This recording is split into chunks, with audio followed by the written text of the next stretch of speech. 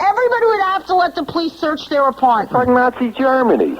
Not if all they're doing is taking away guns. No way. What do you mean? You're going to have police come in looking in your drawers, looking through your personal belongings because they're looking for guns? Yes. No. Yes. No, that... They can. I'll have the policemen in my drawers any day if they would find all the illegal guns in New York. No. And I think I'm rational. I wouldn't mind having a gun. Oh, that's because you're a man with all that testosterone. What? It's just all your testosterone. I read this article yesterday. It makes men very aggressive. That's why you all want guns. I'm sure it does, but what are you going to do? I mean, there are men out there that are criminals. I mean, so...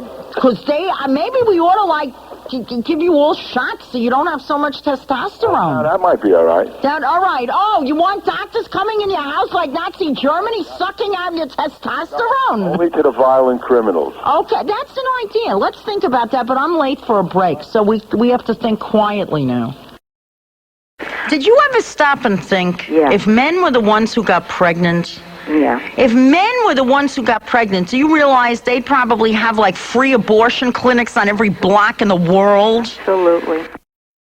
I mean, they ought to take this mayor and this governor and just throw them in the Hudson River. They wouldn't even sink. They'd float on all the garbage.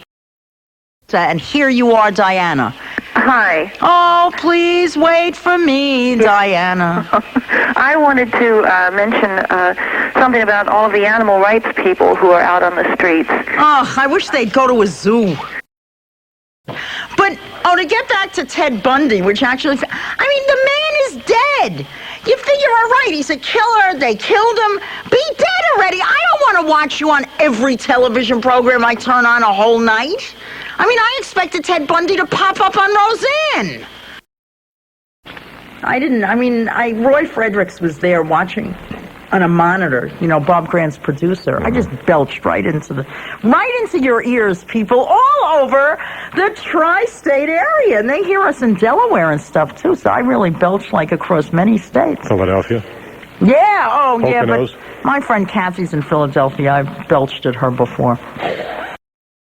I think that Oliver North, if he were black, number one, would have never gotten into the position he was in because no black man would have been allowed to run around like a nut job in the White House. But they've done studies on this, and as a matter of fact, they say that children brought up by gay men or by lesbians are no more or less likely to become gay than anybody else. All that matters is if the people bringing up the child love the child. Well, I think their first option should be to go to Bidewee. Thank you. Well, maybe they could meet some of your relatives there. Yeah, I'm Lynn Samuels. I will be back tomorrow from noon to 2. Don't forget to stay tuned for Bob Grant. He may have other killers and embezzlers on the air like a... Figure it out now. Start thinking now. It's noon. It's 9 minutes after noon. What are you going to tell your boss when you call in sick tomorrow morning? Everybody should take the day off. It's going to be 60 to 65 degrees. It's going to be nice out. Why should anybody go to work? So start thinking now. You're going to go... Oh, I have such a terrible cold. Oh, I can't come into... Or you could say, the dog ate your underwear. So you can't... How could a person come to work with dog slobber on their underwear? What else? Just start thinking now why you're taking the day off tomorrow. And you know that your boss will believe you. You know that no boss would think you were taking the day off solely because it was 65 degrees on the 1st of February. Why would anybody take off on a day for that reason? But men don't like to... I'm men bashing today, aren't I? Except for some men. Sid's all right. Jose is all right. Certain people I know in real... John Minnelli is all right. Bob Grant. Actually, most men are all right. See, you rotten men, you give everybody else a bad name. Because when you... Harley's all right. Most men are all right. So the rest of you men that you aren't all right, shut up. Well, we have certainly spent a lot of time talking amongst ourselves, and you people are probably really angry. Hi, Nick. Hello, Lynn. Hi. Carol Zimmer spent a few months having a lot of close contact with Joel Steinberg, and she came to what I think is a very appropriate conclusion that the man is a sociopath. Yes. Now, sociopaths, in my view, are not all murderers or necessarily even people who get caught breaking the law.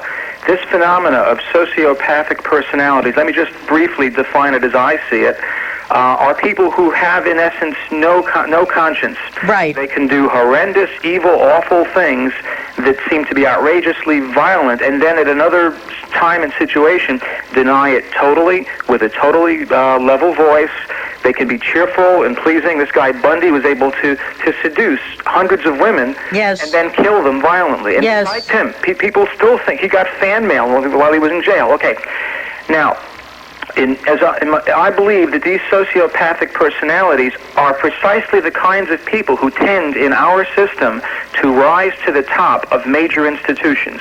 The chief qualifications to be high-level hotshot attorney, a high-level government official, a head honcho at a corporation is that nothing can faze you. You've got to be able to say whatever needs to be said, deny anything that has to be denied, and then do whatever has to be done, no matter how dirty, no matter how awful it is. I agree with you absolutely. And that there's a lesson in this Steinberg thing in that if you think of Joel Steinberg as quote our leaders in our culture, think of Hedda Nussbaum as us, the general population, and think of Lisa Steinberg as the future generations of the human race and the planet Earth. What Joel did to Hedda is exactly, in a sense, what our leaders are doing to us, and what they're doing to the planet and to the future generations are what Joel did to Lisa. They're bleeping over, if you know what I'm saying, the planet for the benefit of their short-term pleasures and their short-term sense of power. They're messing up the whole planet.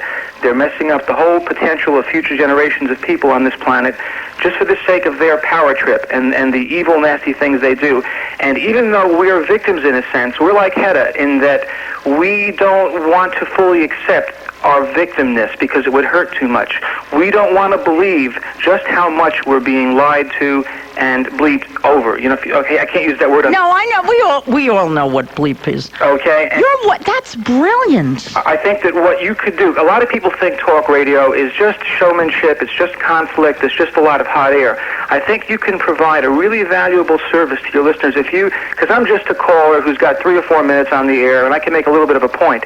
But if you were to take a week and have experts from different fields on, make it interesting, make it showmanshipy, and talk about this concept of sociopathic personalities and how it interplays. Have experts on who know about politicians, who know about business people, because the kinds of if you ever lost your temper and hit a kid and hurt the kid, you would feel like a turd. You might want to hang yourself afterwards. Yes. These people can do stuff like that, and it doesn't faze. And they never think about it. These people can take money from the Congress and give it to the Contras and exactly and get security fences built and think they're doing the right thing. Exactly. That's brilliant. I never thought of that. You're so smart. Well, it's not just. It's really basically once you know a few facts, the rest of it is common sense.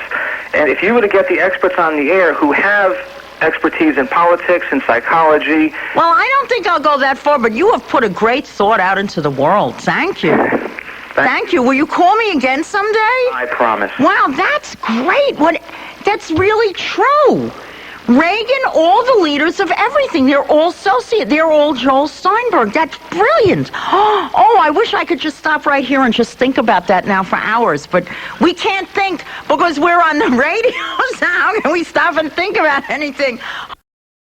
I have the smartest listeners of anybody on this radio station. You notice that? My listeners. My callers, anyway, I don't know about my listeners are probably sitting out there going, blah, blah, blah, blah, blah. But my callers are the smartest ones. You know why? Because you get back what you put out. That's why. Now, Andrew Stein and his toupee are probably going to try to run for mayor. Hi. Hi, Phyllis Kahn? Yes, I'm right here. Hi. I'm Lynn Samuels. Okay. And we had an item on the news that you are suggesting, or you're going to try to get passed into law, that 12-year-olds be allowed to vote in the state of Minnesota? Yes. What's... It would require a constitutional amendment to our Constitution. I put in the bill to start that in process. It's very cold up there. I get the feeling that, like, your brain froze. Why do you want 12-year-olds to vote? Well, we started with a lot of talk in Minnesota. We tend to be a pretty advanced state in terms of the kinds of things we do. We have better voter participation than any other state in the Union. And one of the things that we started paying a lot of attention to this year is the concept of a children's agenda and trying to make the 90s the decade of the child. And our governor emphasized it in the State of the State speech. Our lieutenant governor gave a superb speech just devoted to the children's agenda the other day. The mayor of our major city, which is my city, Minneapolis, said that the children was going to be a major focus of his administration. And the only thing that's missing in all of these plans is the empowerment of children and the need to change, the need to give them the political power to set their own agenda. Do you have any children? They're now adults, yes. All right, but you lived with 12-year-old children. Yes, in fact, my children worked in my first election, and which occurred when they were 8 and 10, and they were rather irritated at their intense participation in the political process and then their inability to vote at the end. I'm sort of speechless because to me, this sounds like the stupidest idea, and I'm a liberal. I take it you're a Democrat. Yes, I am. Because you said empowerment, But I'm a liberal, and I think it's the stupidest thing I ever heard, to tell you the truth. And it's exactly the kind of thing that was said when people proposed that women have the right to vote. It's exactly the idea that women were not sophisticated, the idea that they would just blindly follow the lead of others, probably their husband. I imagine exactly, I wasn't around then, of course. I imagine exactly the same things were said in the last century about giving blacks the right to vote.